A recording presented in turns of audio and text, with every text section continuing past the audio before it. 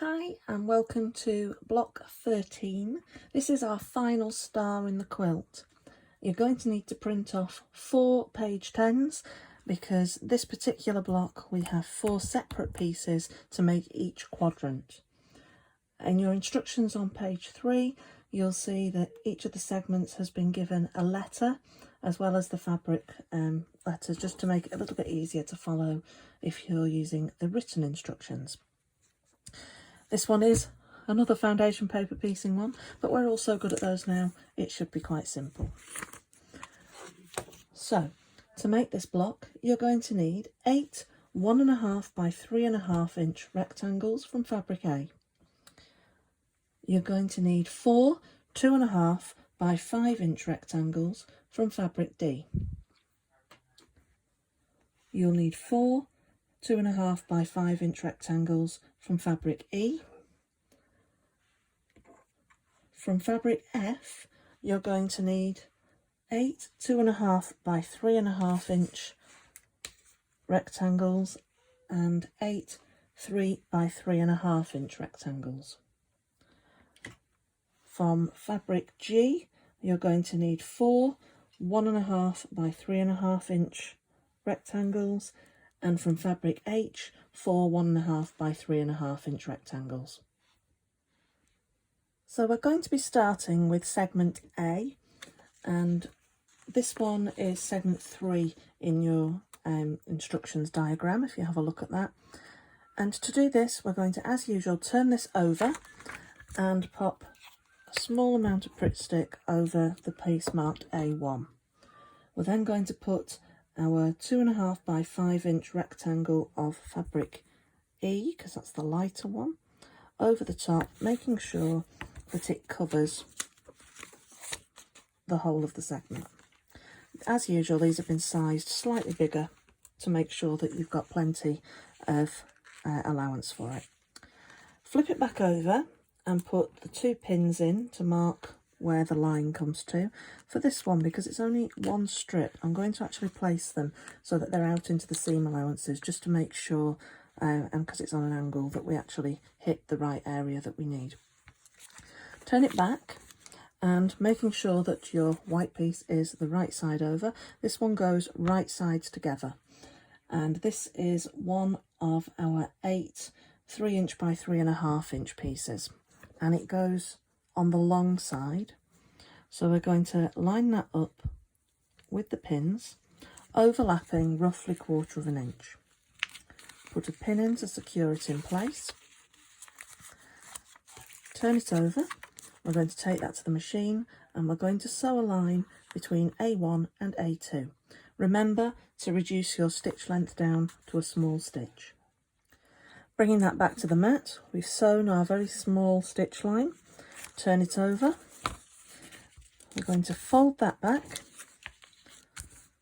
and using our ruler, which is hidden, we're going to trim this off at 1/4 inch. Making sure we close the rotary cutter. Get rid of your excess, fold it back, turn over, fold that across, and we're just going to press that down with our seam roller. This little extra bit here is just where I've left extra on my cutout. We then need to do the opposite end, and this time it is with the lighter of our yellow fabrics. So do the same again. Pop your pins in to mark, and I've taken them out as far as the seam allowance. Turn that over, grab your lighter piece, which is fabric H, and this is the 1.5 by 3.5, and we're going to line that up so that it overlaps roughly 1/4 inch.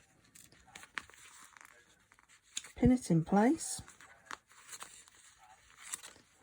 turn it over, and we're going to take that to the machine and stitch between A1 and A3. Line sewn, fold your paper back, and we're going to trim off again roughly 1/4 inch. Not a lot really. Press that back, turn it over, pin out. We're going to fold that back and just press it with our seam roller. That segment is now complete. All we need to do is trim off around the edges. So using our rotary cutter,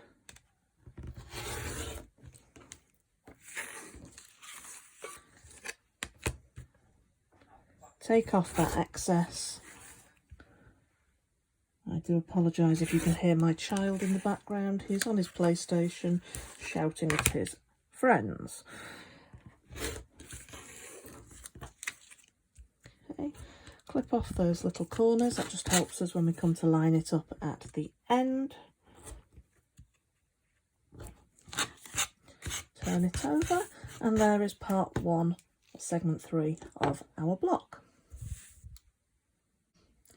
So, on to segment B, and this one is exactly the same, except it has the darker colour green and the darker colour yellow. So, we're going to turn it over. Over B1, we put a little bit of Crit Stick, and we're going to put our darker piece of fabric in place. Press that down, turn it over, mark the B2 section, again marking it out into the seam allowance for this one. And then again, turn it back. We need our 3 by 3.5 inch piece. We're going to put that right sides together with it, making sure we've got enough, 1/4 inch overlap. Put a pin in to hold it. We're going to take that to the machine and we're going to stitch between B1 and B2. Back to the mat, small stitch lines thrown, fold that back, and we're going to trim off at 1/4 inch. Get rid of the excess, fold it back down, turn it over, and press down with our seam roller. Turn it over, mark again. This time we are marking between, where are we, B1 and B3.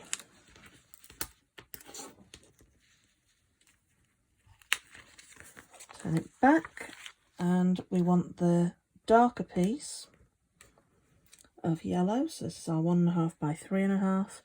And again, line that up so it's overlapping by about 1/4 inch. With this one, make sure that you've got the longer end up here, because that's where we're going to need to fold it back for our point. Just tweak that ever so slightly and put your pin in to hold it in place. Taking that to the machine, we're going to sew there between B1 and B3. Line has been sewn, fold that back. We're going to trim off our excess. Get rid of that. Fold back, flip over, and then press that back with our seam roller. We're now ready to trim right the way around the block, and then that one will be done.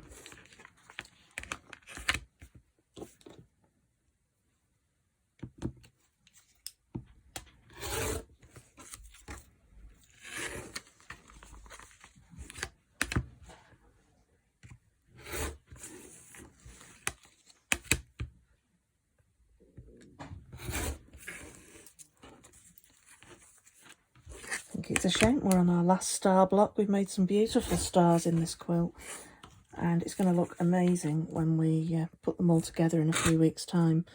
But I think are we 5 blocks from the end now?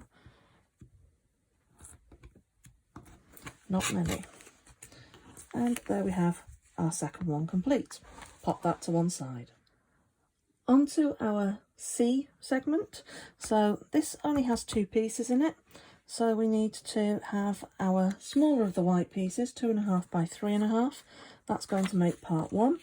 So if we flip this over, pop our little bit of glue on there, position that, which way does it go?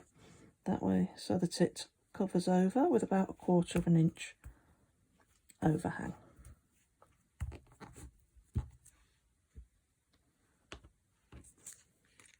Turn it over. We're going to mark those points between C1, C2. A nice straight line, turn it back, we're going to put our fabric A piece right sides together with it. Make sure again that you're lining up so that the longer part is going to be up here where it's going to cover the point. Put a pin in to hold it in place. Turn it over. We're going to take that to the machine and sew between C1 and C2. Back to the mat. Don't really need to trim on this one. With it being a straight line, it's about the right size. So we're turning that straight over, fold that back, press the piece out, and then all we need to do is trim around the edge. For segment D, it is identical. So you're going to do exactly the same again so that you make that final segment.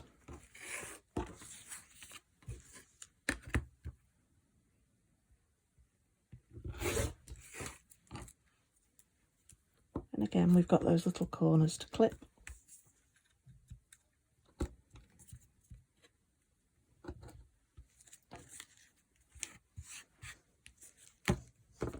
And there is our piece. It needs to stay flat. So make the last segment exactly the same way. And as soon as I've done that, we'll be back to make our next one.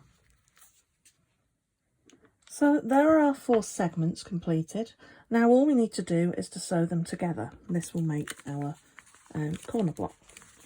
So we put the 2 centre pieces together, line them up, and we're just going to sew them together along the seam line. Seam sewn along, open that out. For now we're keeping that paper on anyway.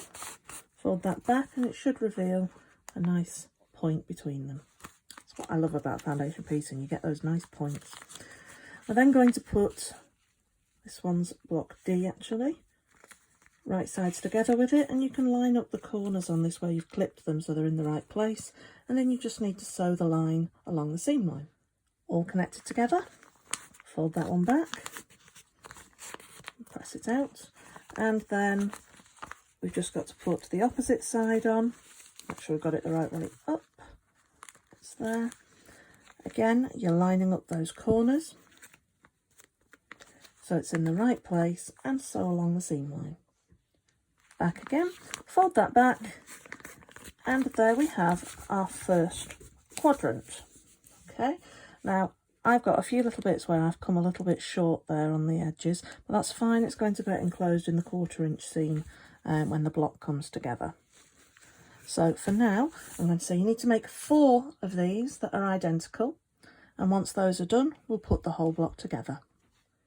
So there we have all 4 segments of our block made. All we've got to do now is to join them together. So it's a case of simply putting the 2 top pieces right sides together and sewing along the seam line. Once the pieces are joined, press your seam across to the left hand side, and then we're going to join the bottom 2 segments the same and press the seam across to the right hand side. So both parts right sides together, sew along the seam line. Now that those 2 blocks are joined, we just need to join them together across the middle. So put both pieces right sides together. Where you've pressed one seam to the left and one to the right, it will allow the seams to nest. In this case, I'm going to put a wonder clip just on the centre to keep them in place, and then I'm going to sew all the way along that seam line to join them. Back to the mat, press that open, and then we can remove our papers, and there is our Christmas star. As I said, it's the last star that we're going to do in the quilt. We've still got a couple of blocks to go, but I hope you've enjoyed doing all the different types of stars that there have been within it. So I'm going to leave you with that and look forward to seeing yours online. Take care. Bye.